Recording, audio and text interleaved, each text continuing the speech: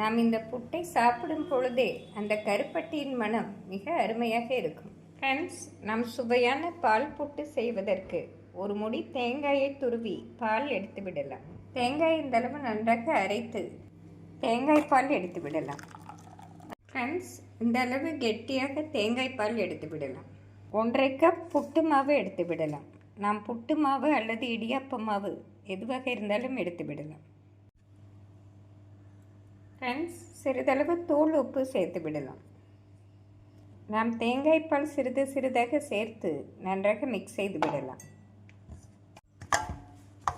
தேங்காய் பால் சேர்த்து நன்றாக மிக்ஸ் செய்து அரை மணி நேரம் ஊற வைத்து விடலாம். ஃப்ரெண்ட்ஸ், நாம் தேங்காய் பால் சற்று அதிகம் ஊற்றி ஊற வைத்தால்தான் புட்டு மிக மணமாக வரும்.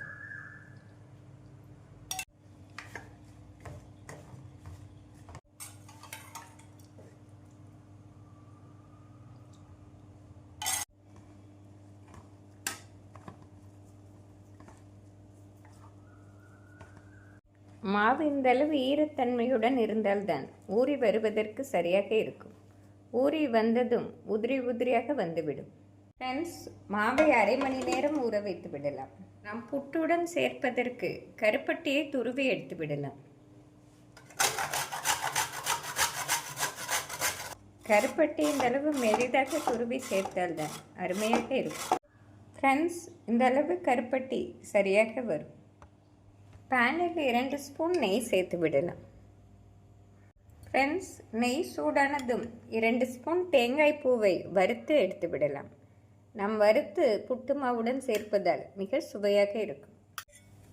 நாம் விருப்பப்பட்டால் கேரட்டை துருவி இந்த சமயம் சேர்த்து விடலாம். தேங்காய் பூ மட்டுமே சேர்த்தாலே மிக அருமையாக இருக்கும்.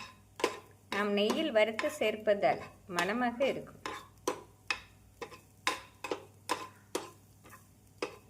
ஃப்ரெண்ட்ஸ், இந்த அளவு வறுபட்டு வந்தாலே சரியான பதமாக இருக்கும். ஃப்ரெண்ட்ஸ், மாவு அரை மணி நேரம் நன்றாக ஊறி வந்துவிட்டது. இந்த அளவு தேங்காய் பாலுடன் நன்றாக மிக்ஸ் ஆகவும் நாம் வறுத்து வைத்து தேங்காய் பூவை சேர்த்து விடலாம். மாவு இந்த அளவு பதமாக இருந்தால்தான் சரியாக வரும். நாம் வறுத்த தேங்காய் பூவை சேர்த்து விடலாம். இதனுடன் துருவிய கருப்பட்டியை சேர்த்து விடலாம். நாம் கருப்பட்டிக்கு பதில் ஜீனி சேர்த்தாலும் அருமையாக இருக்கும். கருப்பட்டி சேர்ப்பதால் மிக மணமாக இருக்கும். ஃப்ரெண்ட்ஸ், தேங்காய் பூ கருப்பட்டி சேர்த்து ஒரு முறை நன்றாக மிக்ஸ் செய்து விடலாம். நாம் புட்டு அவிக்கும் குழாயில் உள்ளே நெய்யால் பிரஷ் செய்து விடலாம். அவ்வளோதான், ஒட்டாமல் வரும். புட்டு குழாயில் முதலில் 2 ஸ்பூன் தேங்காய் பூவை சேர்த்து விடலாம். புட்டு மாவை சேர்த்து விடலாம்.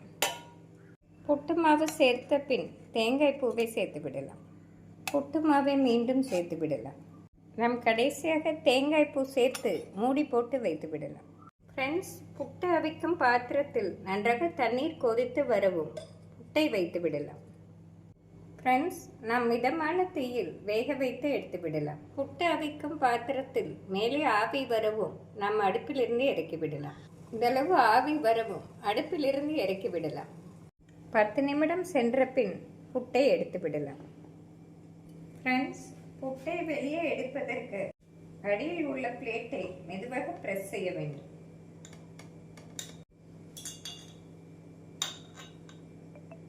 மெதுவாக செய்தால் தான் உடையாமல் அருமையாக வரும். ஃப்ரெண்ட்ஸ், பால் புட்டு அருமையாக ரெடி. வீட்டில் விருந்தினர்கள் வந்தாலும் 10 நிமிடத்தில் இந்த புட்டை செய்து கொடுத்து விடலாம். நாம் இந்த புட்டை சாப்பிடும் பொழுதே அந்த கருப்பட்டியின் மனம் மிக அருமையாக இருக்கும். கேரளா ஸ்பெஷல் இந்த பால் புட்டை வீட்டில் உள்ள அனைவரும் விரும்பி சாப்பிடுவார்கள். குழந்தைகளுக்கு லஞ்ச் பாக்ஸுடன் இந்த புட்டை கொடுத்து விட்டால் மிக அருமையாக இருக்கும். ஃப்ரெண்ட்ஸ், மிக சுவையான இந்த கருப்பட்டி பால் புட்டை செய்து பார்த்து எப்படி இருக்கிறது என்று கூறுங்கள். Thank you friends.